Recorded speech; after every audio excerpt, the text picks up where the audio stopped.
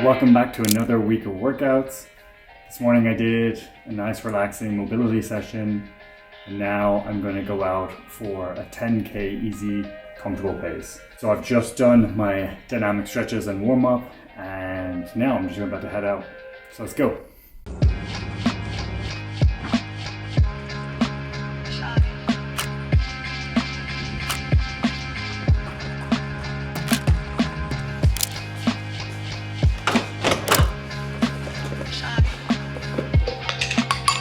So last week I had peanut butter and oatmeal before I went for my tempo workout. Since that workout went really well, I'm doing the same thing again this week, and hopefully today's run will be just as good. On the plan today is 1.5k repeats, the 2.5k warm up, and then repeat the following 5 times. So 1.5k at a 350 pace with a 2-minute rest, and then we have a 1k cool down. These repeats will feel long and hard, but you feel very useful in getting you used to running further at higher speeds. At least there's some walking rest in today's tempo workout. I find like these are much better because it means that you can like push harder, get a little reward. Legs are still sore from last Friday's workouts, so because I did the last CrossFit open workout and that speed work, they were still sore on Sunday when I had the long run, and then Monday I didn't do anything. Yesterday I had the 10 kilometers easy. Yeah, they're still sore, but just the joys of it. I'm just gonna have to put up with it, and hopefully it doesn't impact my run today. It's not sunny, it's kind of cloudy, which is sad, and I think the forecast shows rain again, typical Vancouver, but it is the first day of spring today, so hopefully the weather will start to get warmer and there'll be more sun.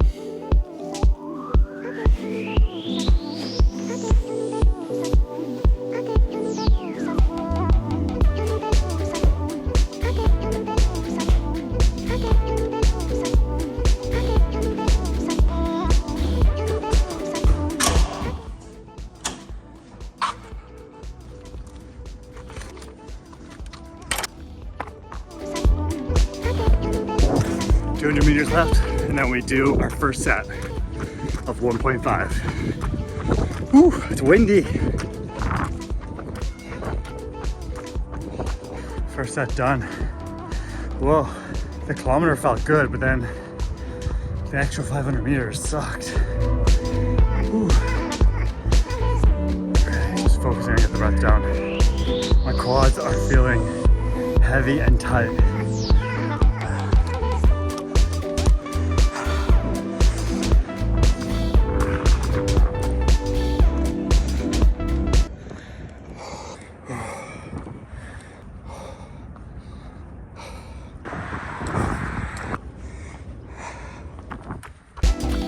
I'm back now from that run, and wow, that was tough. By the third set, my quads were just so tight. I don't know, they were so inflamed that it was like tree trunks running down the road. So when I got in, I took some protein and then I went straight into a bath because I just needed the heat to calm the legs down. I also decided to book in for a massage tomorrow. So hopefully this will help me, make it a little bit easier so I can recover. So if I go into the run today, so the total distance was 11.86 kilometers with a 4:50 average pace, 57 minutes. When I go into the intervals, so I was supposed to hit a 3:50, which I didn't realize. I thought it was a 3:55 that I was aiming for. Again, should have freaking remembered the workout. On the first interval, a 3:50, and it was just the last 500 meters. I did a 3:57 pace, which brought down the overall average. Number 2, 3:47. Okay, so got faster, but then a 3:59 on the last 500 meters. Oops, 3:55, 3:54. And the first 2, I was running against wind, so I thought the return might have been easier, but it wasn't.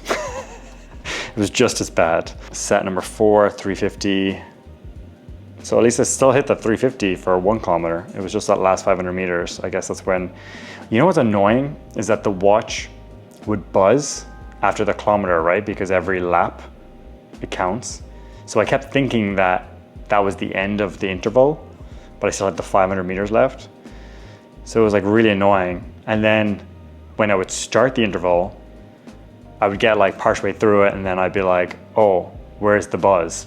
And then it took so long to get the kilometer buzz that mentally it was just so much more tougher. So this is where having the watch can also be detrimental to your training. Just like focus on it too much. And it was only on the 4th set, I was like, put the phone away, you know, forget about the watch, just focus on breathing and running. And I think it like felt a little bit better. So you can see here, I got the 350 again. But then there was a 357. And then on the last set, yeah, this was again, really bad. I was so done at this point. My legs were so sore. They were screaming. And yeah, I was only delighted to get the cool down. But yeah, so that's this week's tempo workout. Thankfully, I had a bit of a rest period in there. This is probably one of the better tempo workouts, but at least it's done. I'm looking forward to tomorrow's massage. So I'm just about to get a massage to try and relax the muscles and remove some of the tightness that's in my quads. So yeah, just heading there now.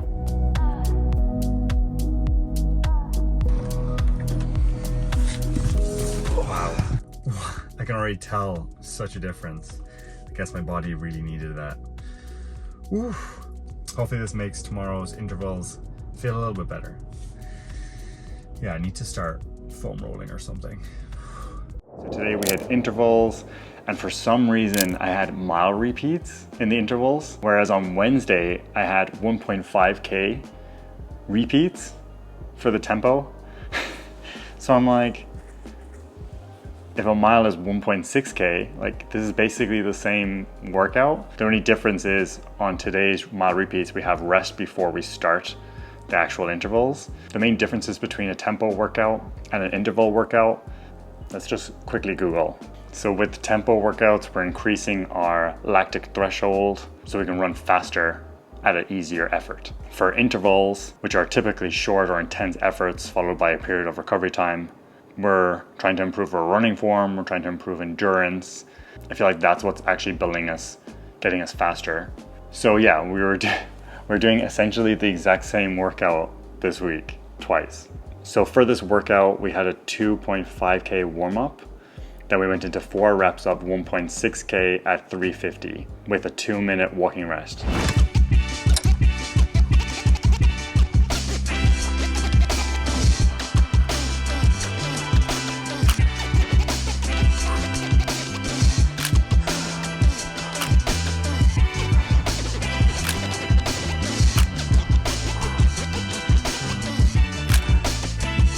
Last set.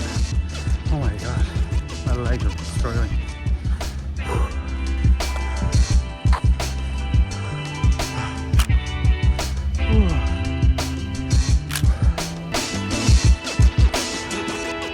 So today I only have 4 sets versus 5 on Wednesday's workout. It still made it really tough. To do the kilometer, it was fine, but then it was the last like 200 to 300 meters was just, that's where you really want to stop.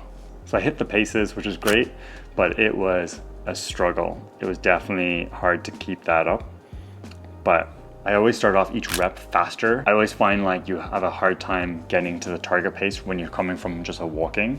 And once you have like a kilometer, if not more, or a mile as part of your interval, like that's a very long time. So anyway, we got it done.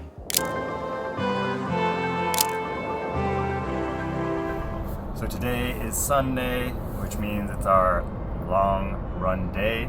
Today on the schedule is a 30K progression. So gross. Not me. Whew. Thank goodness. You're lucky. You'll have to do it soon for Chicago. and then I'll be laughing while you're struggling. Just kidding. You're gonna be biking alongside me. Oh. Yes, you have to feed me my gels. Hey, then why aren't you biking alongside for me? Because I'm training. Perfect.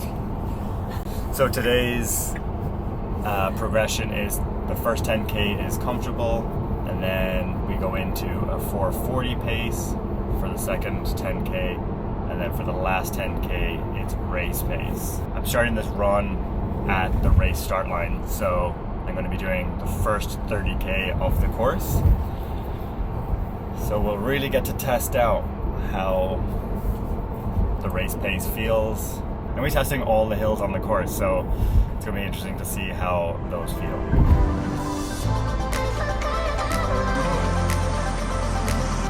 I'm here just at the start line. I'm going to do a quick dynamic stretch warm-up just to get me warmed up. It's a little chilly this morning, but it's supposed to become sunny later. So I was going to practice taking a gel 15 minutes beforehand, but we only just had breakfast, so I'm going to skip that and then just go back to my usual take a gel every 6K.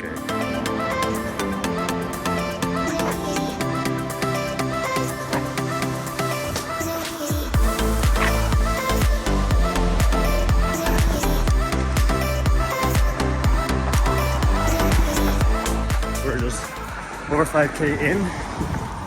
I'm just taking it nice and comfortable. There's a few traffic lights, so I have to stop, but for the most part, just taking it easy. Nice rolling hills, which I love. Way better than flats. Yeah, we're gonna come up soon to the longest and steepest, I guess, hill on the course, so that's right at 9K.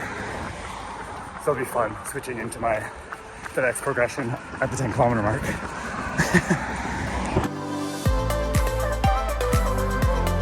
I didn't realize how much downhill there is on this course, but what goes down must go up. So we're just at Camosun Hill for 1 kilometer, running uphill. Okay, let's go. I just finished the hill. It's steeper than I remember, which is nice. And now I'm just starting the 10K progression at 4:40. 19K in now. Normally I would have taken a gel right now. We're at the 18K mark, but I took a Morton gel, the 160 at 12K. I've been battling a side stitch for the past like 2 kilometers, so I avoided taking another gel until it kind of settles. But yeah, I should have stuck to my gut. Literally. And it's only stuck to the 100. Such a beautiful course. Whew. Now we've got downhill for the next kilometer and a bit, I think. Still going downhill here, but we've just got into our last 10K, which now we're at race pace. So this will be interesting to see how this goes. Whew. So far it's been so good, besides the stitch. So let's just see. Second hill done. Whew. 30K done. Right at the top of the third hill. Humber Bridge. Today's 30K run was an interesting one. It was great being able to go there, warm up, and then by the time I got going, I think it was like 9:30. My plan with nutrition was to do a gel every 6K. I did bring the 160 Morton gels with me. First gel, I took the 100 calorie Morton gel, and then at 12K, I took the 160 calorie gel, and that was fine. At 18 kilometers is when I would typically take my next gel, but that's when I had the stitch. And so I was waiting for that to go away. So once I hit the 20K mark, which is towards the end of that hill, I moved on to the next progression, which was 10K at a 4:20 pace. So because I had just switched into it, I didn't want to take a gel because I was just like enjoying getting into the pace. And then at 23K, K. This is where there's the second kind of major hill at Jericho Beach. Said to myself, once I get to past that, I'll take the next gel. But then once I got over that, I was just trying to get the heart rate down. So I need to just settle into this a little bit. And so by the time I was feeling ready to take my next gel, it was like 26 kilometers. And at that point I was like, well, there's no point in me taking a gel because by the time it's digested, it'll be like 30K and I'll be done. So I skipped out on the gel. So this whole nutrition today was like a major mess up because that last 4 kilometers was very challenging. I was starting to lose energy and I really had to fight it because again, I was ending on the last major hill, which was the Burrard Bridge, and it was such a struggle.